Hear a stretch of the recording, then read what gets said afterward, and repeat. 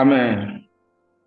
Adorable Père, nous te disons merci à ce moment que tu nous as vraiment donné pour le partage de ta parole qui est une nourriture pour notre âme. Merci, Papa, pour la puissance de ces paroles qui va nous restaurer et nous guérir au nom puissant de Jésus. Nous venons de prier. Amen. Shalom, peuple de Dieu. Demeurez tous bénis dans vos lieux respectifs, dans les maisons, partout où vous êtes en train de nous écouter. Vous êtes tous bénis au nom de Jésus. Amen. Oui, je bénis le nom de l'Éternel pour la vie de chacun de nous. Alors, il a pris à Dieu de m'inspirer sur cette parole ou bien ce thème qu'est-ce qu'il peut nous séparer de l'amour de Dieu. Qu'est-ce qui peut nous séparer de l'amour de Dieu? C'est très important, cette parole que notre apôtre, celui qui a travaillé vraiment beaucoup dans la Bible, dans les livres de Romains, il a prononcé, et parce qu'il a vu le haut et le bas, il a vraiment souffert, il a fait beaucoup pour le Seigneur, bien aimé dans le Seigneur. Voilà. Aujourd'hui, dans notre vie, dans la vie chrétienne, beaucoup se crament avoir la foi, beaucoup se disent né de nouveau, beaucoup se disent nous avons le Saint-Esprit. Maintenant, au moment où peut-être les difficultés s'est pointées dans ta vie, bien-aimé dans le Seigneur, comment tu gères ça, comment tu vois ça, ton Dieu est devenu comment est ton Dieu à ce moment-là? Comment tu prends ce Dieu?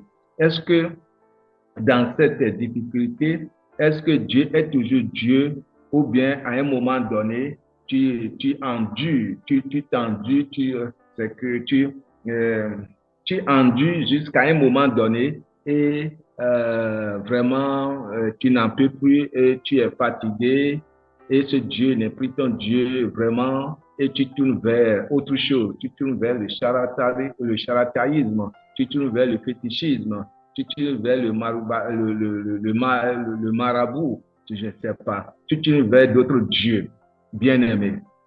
Dans la vie de Paul, lorsqu'il s'est réellement converti, il a tout accepté, il a vu vraiment cette vie de foi et quand dans les Écritures, il a dit, j'ai combattu le bon combat de la foi. Bien-aimé, chaque chrétien doit faire le combat de la foi jusqu'à la fin de sa vie, si nous sommes réellement chrétiens. Mais le constat, bien-aimé dans le Seigneur, qui nous écoute un peu partout dans le monde, mais le constat aujourd'hui des chrétiens, disent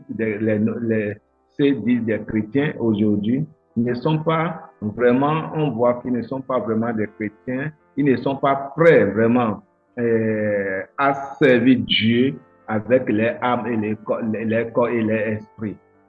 Et quand peut-être l'évangile qui les a prêchés, oui, quand tu viens vers Dieu, il va te bénir, il va te faire ceci, il va te faire cela, etc.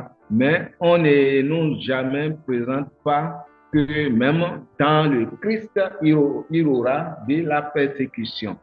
Vous voyez, ce n'était pas présenté, l'évangéliste ne présente pas cet aspect de la parole de Dieu. Bon, peut-être dans l'évangélisation, ils ont raison. Maintenant que nous sommes dans la maison de Dieu, que nous sommes dans l'église, donc la Bible doit être étudiée et nous devons savoir si Dieu nous a sauvés. Oui, il nous a sauvés aussi, mais nous pourrons aussi, à des moments donnés dans notre vie, passer certaines turbulences, certaines difficultés. Et cette turbulence et cette difficulté, c'est ça qui accroît notre foi. C'est ça qui fait grandir notre foi. Bien-aimé dans le Seigneur, s'il n'y a pas cela, ta foi ne serait jamais ne serait jamais une foi authentique. Parce que c'est cette turbulence et cette difficulté dans notre vie qui va faire que ceux-là qui sont autour de nous, qui ne connaissent pas Dieu, ces choses peuvent vraiment évangéliser des gens qui te connaissaient. Peut-être ils te connaissaient dans certaines situations, mais aujourd'hui, tu as enduré, tu as passé les années et Dieu se glorifie dans ta vie, bien-aimé. Mais en ce moment-là, il y a beaucoup qui échouent à leurs examens. Il y a beaucoup qui tournent vers autre chose. Il y a beaucoup qui tournent vers d'autres dieux. Il y a beaucoup qui vraiment disent je n'en peux plus. Vous voyez? Donc voilà. Et si nous regardons un peu, je vais donner un peu d'histoire. Si nous regardons un peu, regardez un peu la vie de Job. Lorsque tout est rose pour Job et tout va bien, la Bible nous a dit que en réunion avec l'Éternel Dieu, le diable fait le va-et-vient et Dieu même a mis la main sur la poitrine et dit hey, qu'est-ce que tu cherches au milieu de nous? Est-ce que tu as vu mon serviteur Job? Quelle est la réponse de l'ennemi? Quelle est la réponse de l'accusateur? Quelle est sa réponse? Il a dit à Dieu, il a osé dire à Dieu que non, c'est parce que,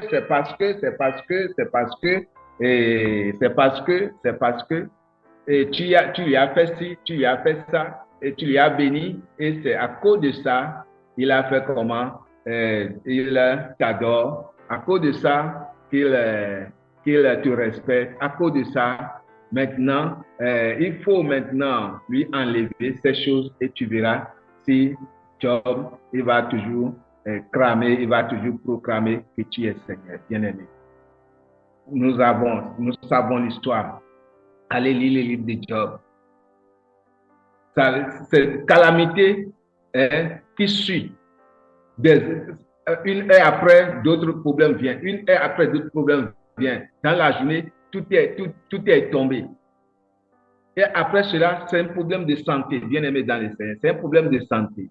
Mais est-ce que Job a été séparé de l'amour de Dieu? Est-ce que Job a nié son Dieu? Est-ce qu'il a nié son Dieu? Est-ce qu'il a nié son Dieu? Il n'a pas nié son Dieu jusqu'à sa mort. Bien aimé dans le Seigneur. Serviteur de Dieu, chrétien, chrétienne, n'importe où dans le monde entier. Regarde un peu notre foi. Et vraiment, imbibons-nous dans la parole de Dieu. Voyage dans cette parole avec le Seigneur Jésus. Il faut voyager dans les paroles de Dieu avec les ancêtres comme Abraham, des ancêtres comme Daniel, des ancêtres comme Shadrach, Meshach, Abednego. Voyager un peu avec eux pour voir comment ceux-là, ils ont tenu, ils ont resté fermes dans leur foi jusqu'à la mort, mais ils ne sont pas morts. Dieu les a sauvés, Dieu les a restaurés. Voyez-vous, Dieu les a restaurés. Donc, nous devons nous devons être comme ceux-là, surtout ceux-là qui sont dans l'Ancien Testament, qui n'ont pas le Saint-Esprit comme nous l'avons aujourd'hui. Parce que la Bible nous a dit, dans l'ancien temps, l'Esprit Saint descend et à un moment donné, ça les quitte. L'Esprit Saint descend à un moment donné, ça les quitte. Maintenant, à la venue de notre Seigneur Jésus qui a été crucifié à la croix de Golgotha, qui a donné sa vie, il a versé son sang pour nous faire le sacrifice. Et après le départ, il nous a laissé le Saint-Esprit, le consolateur, le conseilleur, celui qui doit être avec nous tous les jours de notre vie. Le Saint-Esprit est avec nous tous les jours de notre vie.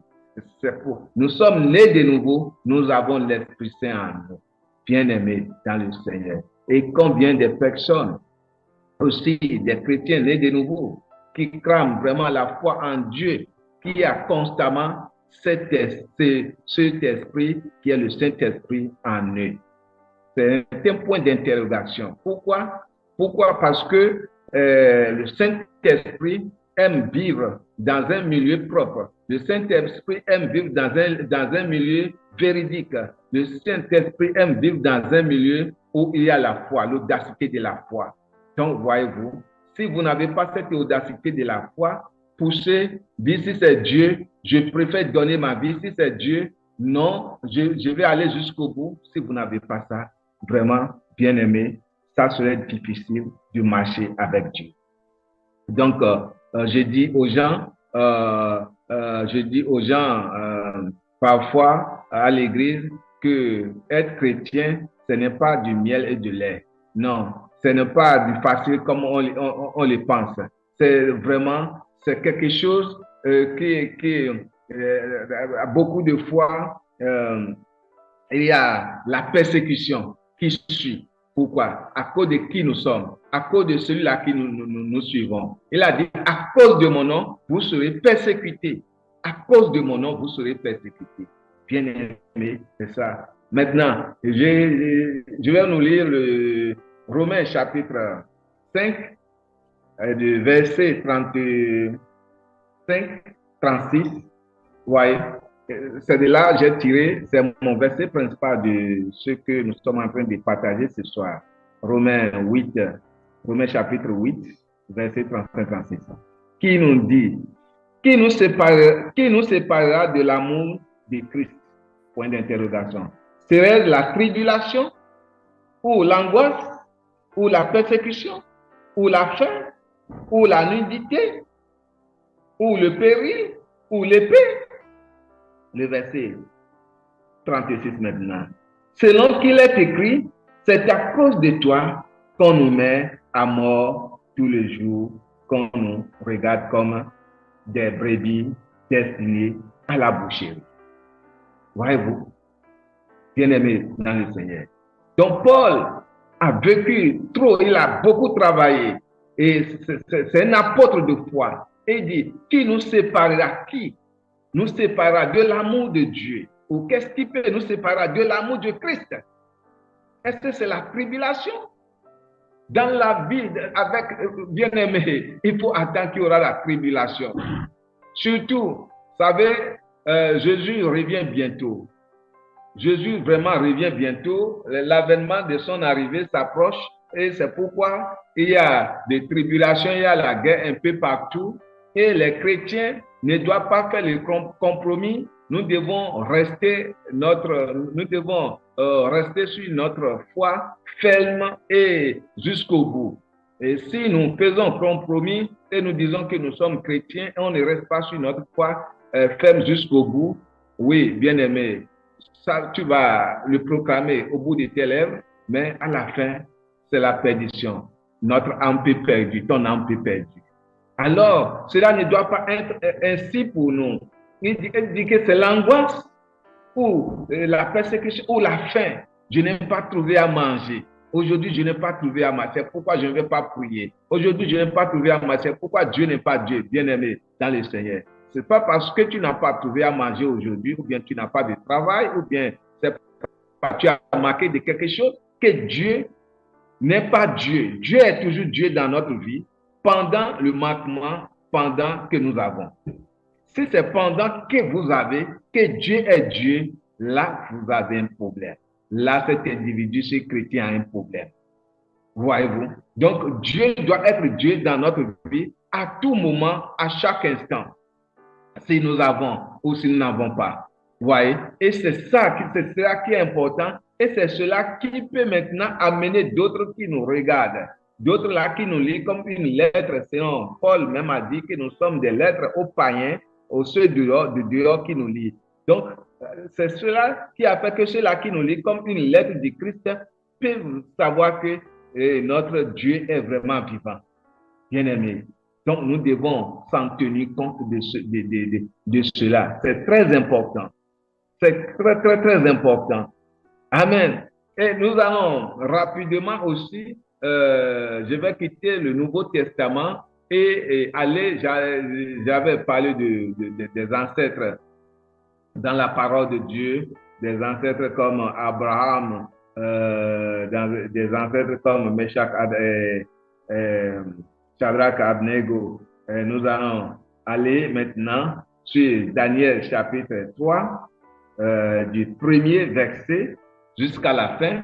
Ça serait comme étude biblique et à la fin de ce partage, quelqu'un peut vraiment prendre ces deux écritures, ces deux lettres que le Romains 8, 35-36 et maintenant Daniel chapitre 3 du premier verset jusqu'à la fin.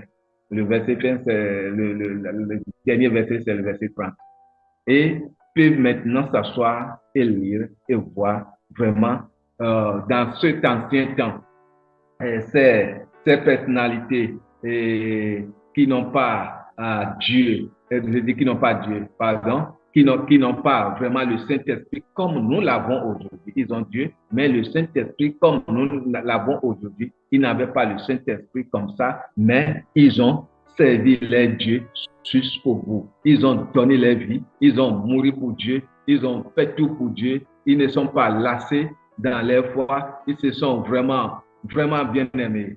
C'est une histoire vraiment touchante. Et qu'est-ce qui s'est passé? La Bible nous parle d'un roi 15 jours qui se voit vraiment à la hauteur de vraiment se comparer de Dieu. Et maintenant, qu'est-ce qui lui a amené cette idée? L'idée est arrivée à ce roi Nebuchadnezzar.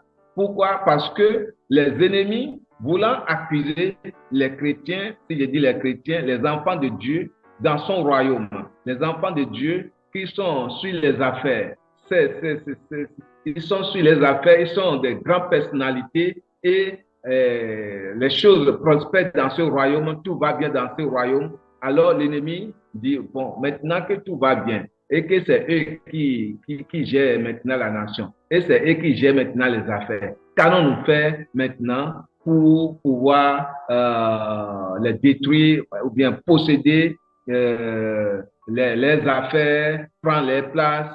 Bien aimé, cela se passe dans toutes les institutions modernes où les chrétiens sont.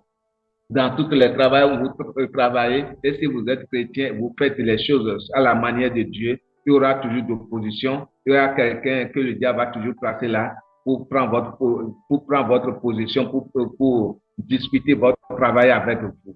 Maintenant, la crainte de Dieu et l'aide du Saint-Esprit, vous en sortirez toujours victorieux. Mais si vous vivez, si vous faites la compromis, comme ceux du monde, vous dites être chrétien, mais vous n'êtes pas vraiment né de nouveau et vous faites la compromission, bien aimé, les choses tournent mal, il n'y a pas la victoire et l'ennemi aura déçu de celui qui agit ainsi. Vous voyez? Donc, et cette personne, qu'est-ce qui s'est passé? Le roi a levé un statut et il a dit, voilà ce que nous allons faire. Et lorsque on va jouer, lorsqu'on va faire ceci à ce statut, donc tout le monde dans son royaume doit faire comment? Doit s'agenouiller, doit adorer cette statue. Voilà. Et voilà la loi, voilà le décret, et il a signé, et c'est ça. Maintenant, quelle est la punition?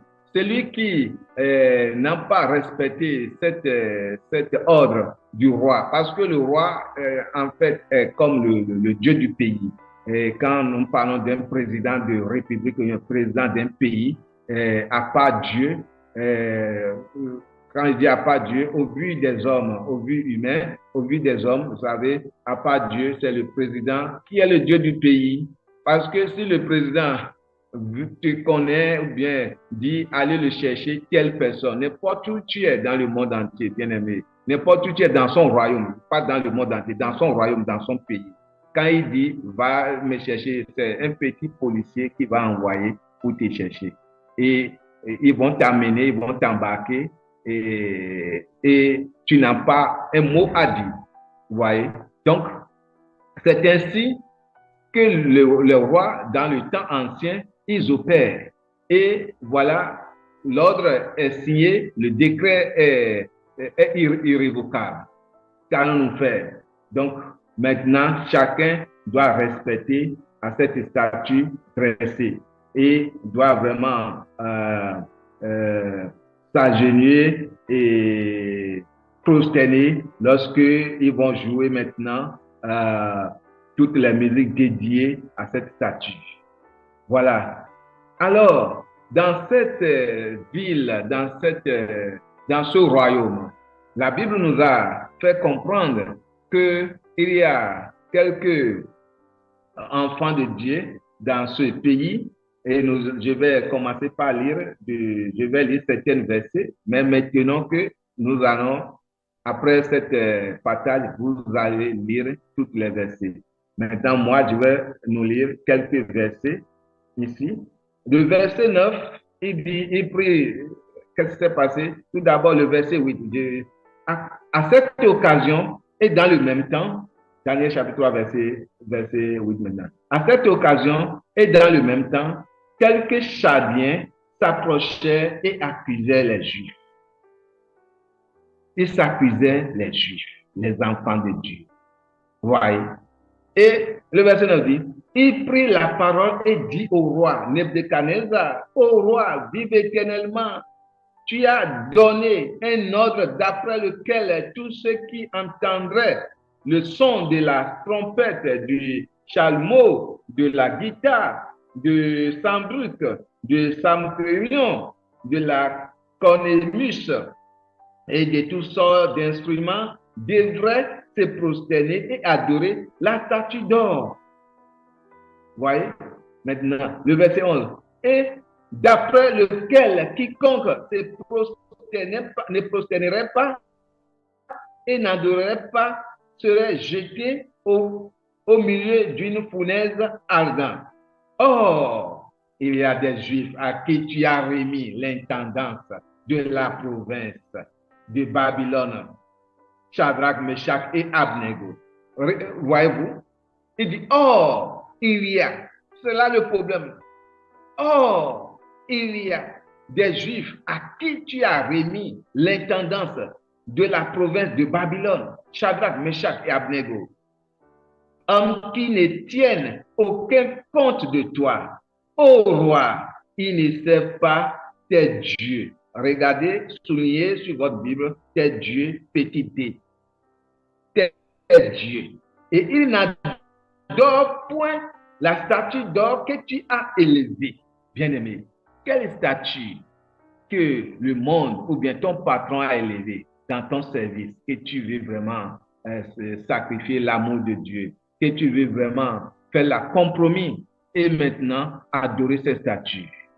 Parfois, dans le service, des gens, les femmes parfois qui veulent vraiment la promotion, qui veulent vraiment quand la promotion financière, la promotion, c'est pas, parfois nous entendons que les femmes vendent les corps à les patrons. Et aussi les hommes aussi, s'ils ont des patrons, des patronnes, si c'est la femme qui est patronne et il n'est pas satisfait à la maison avec son mari, à des moments donnés, comme la femme de Potiphar qui voudrait laisser à Joseph, et parfois les hommes aussi font cela. Et tout cela se passe dans ce monde, dans cette planète Terre. Bien-aimés, nous ne devons pas sacrifier, nous ne devons pas aller sur ce chemin. Parce qu'en tant que chrétien, si vous allez sur ce chemin, vous ne connaissez pas votre Dieu et quel Dieu vous adorez. Quel Dieu vous adorez. C'est un point d'interrogation. Dieu, vous savez, on ne donne pas Dieu dans une espèce de bon, je suis chrétien seulement, on te voit aller à l'église, on te voit parmi les gens prier, mais au profond de toi, vraiment, ton esprit, ton âme ne sait pas Dieu, bien-aimé. Non, non. Et regardez un peu de l'autre côté, nos cousins. Nos cousins, vous connaissez déjà nos cousins, que l'enseignement de la violence les a vraiment enseignés et c'est écrit dans les livres que lorsque tu meurs pour Dieu dans la vengeance, tu meurs pour Dieu dans la vengeance et avec le sang, c'est ainsi Dieu accepte ton âme. Vous voyez? Et cet enseignement est vraiment ancré dans la vie des sectaires que nous voyons aujourd'hui dans le monde entier. Ils placent la bombe sur eux-mêmes et ils prennent de l'argent et ils font tout et ils savent que même si la bombe s'explose, ils vont partir, mais Dieu va recevoir les âmes. Ça, c'est quelle foi, ça, c'est quelle audacité. Voyez-vous? Donc maintenant, le chrétien fait notre foi est plus que la bombe qui va sauver ces personnes, qui va vraiment délivrer ces personnes de ces malédictions qui sont dans ce monde entier, qui nous entourent. Nous avons abandonné notre foi et on fait compromis. Et c'est pourquoi le Seigneur même tarde à venir. Bien-aimés, levons-nous, osons-nous et que la gloire de Dieu puisse vraiment se manifester sur notre vie et que vraiment nous ressemblons maintenant cela par notre foi. Nous avons accepté tout cela par notre foi qui prend les bombes sur le corps et nous n'allons pas prendre de bombes sur notre corps, mais notre foi est plus qu'une bombe qui va délivrer. Vous savez, quand nous continuons, à cause du temps, nous allons continuer après. Quand nous continuons cette lecture, nous avons vu que qu'est-ce qui s'est passé à la fin, bien-aimés dans le Seigneur, quand ils ont tenté de les dissuader, de les décourager, mais ces hommes, ils sont allés jusqu'au bout. Ils sont allés jusqu'au bout. Leur foi a sauvé maintenant toute une nation. Leur foi a sauvé le roi. Croire à Dieu. Alléluia. Que le Seigneur nous bénisse, qu'il nous garde. S'il n'est pas arrivé, jeudi prochain, par la grâce de Dieu, nous allons continuer. Que Dieu vous bénisse et à très bientôt.